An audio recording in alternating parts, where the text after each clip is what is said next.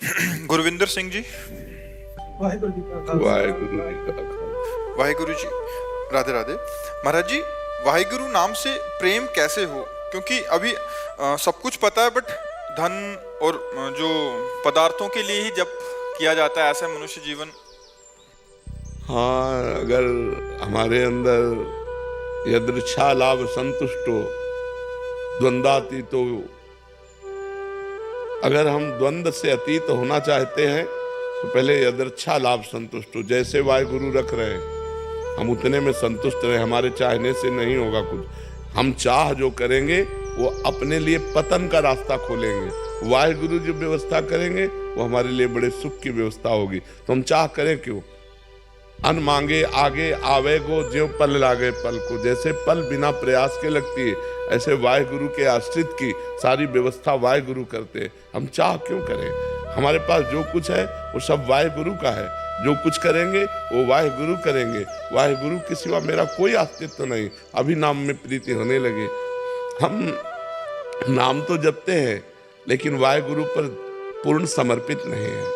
पूर्ण समर्पित ना होने के कारण हमारे नाम में त्रुटि हो जाती है, नाम छूट जाता है।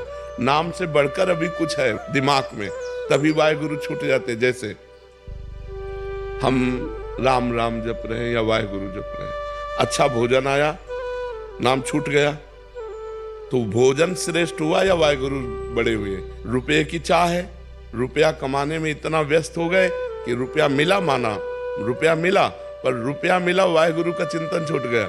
जब हम वाहिगुरु को सबसे बड़ा माने, संपूर्ण जीवन वाहिगुरु को समर्पित कर दें, भूखे रखें तो वाहिगुरु वाहिगुरु। देखो, अपनी गर्दन तक समर्पित कर दी महापुरुषों ने वाहिगुरु के लिए।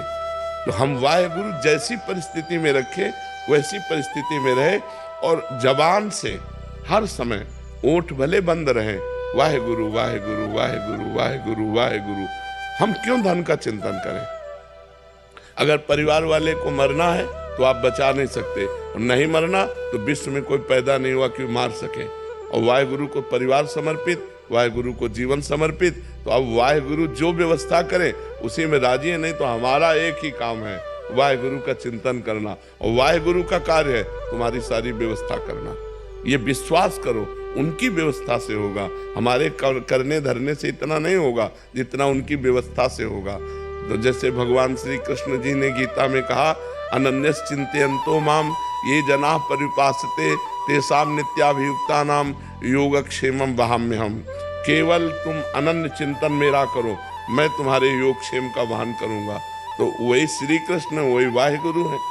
क्या कह रहे हैं? तुम मेरा केवल चिंतन करो, मैं तुम्हारे योग माने जो प्राप्त है और अप्राप्त वस्तु को प्राप्त कराना। जितना प्राप्त है उससे ज्यादा आपको प्राप्त कराना। अप्राप्त वस्तु को प्राप्त कराने का नाम योग है, और क्षेम प्राप्त वस्तु की रक्षा करने का नाम क्षेम है। वही रक्षा करेंगे, वही प्राप्ति कराएंगे। हमारा काम है निरंतर वाहिगुरु वाहिगुरु वाहिगुरु जबान से रखते रहे। जब जबान से रटते हैं ना, तब वो अंदर हृदय में जाता है, और जब हृदय में चलने लगता है फिर ये शिकायत नहीं रहती कि वाहिगुरु का स्मरण छूट गया। वो तो जीवन बन जाते हैं। जैसे दिल की धड़कन स्वयं होती है, ऐसे वाहिगुरु का चिंतन स्वयं होता है। इसलिए सब कुछ वाहिगुरु का है, सब कुछ वाहिगुरु के विधान से होगा, और मेरा केवल एक ही कर्तव्य है, निरंतर वाहिगुरु के आश्रित होकर वाहिगुरु का चिंतन करना, वाहिगुरु का नाम जप करना। और जी, आप कह रहे हैं कि आपके गुरु भाई हैं और आपके बहुत प्रेमी हैं। एक भाई निशान सिंह जी हैं, वो उनका एक वो था कि जब वो गुरु ग्रंथ साहिब जी की हुजूरी करते हैं और जब जब वाणी जी का पाठ करते हैं और शब्द आदि का, तो किसी एक शब्द में या किसी एक पंक्ति में चित्त लग जाता है बहुत और उसमें सुंदर, डूब जाता है। बहुत सुंदर। तो फिर पाठ की जो एक नियमित समय सीमा होती है हमारे, जो उसमें पूरा नहीं हो पाता। हाँ। तो कैसे किया जाए? वैसे श्रेष्ठ स्थिति यही है, एक पंक्ति में या एक शब्द में आप डूब गए तो पाठ पूरा हो गया, सही माने में पाठ पूरा हो गया। हाँ, नियम में पूर्ति में कि इतना रोज होना चाहिए वो तो बात नहीं पूरी होगी, लेकिन वास्तविक पाठ पूरा हो गया। क्योंकि अगर एक शब्द में एक पंक्ति के चिंतन में हम डूब गए, यही वाणी जी के पाठ करने का फल है। गुरु वाणी जी के पाठ करने का फल है कि गुरु वाणी के शब्द में डूब जाए और डूब करके जैसा गुरुवाणी कह रही वैसा हम चलने लगे। यही बात है कि आगे हमको पढ़ने की सामर्थ्य न रह जाए और हम उसी बात में डूब जाएं, उसी शब्द में डूब जाएं।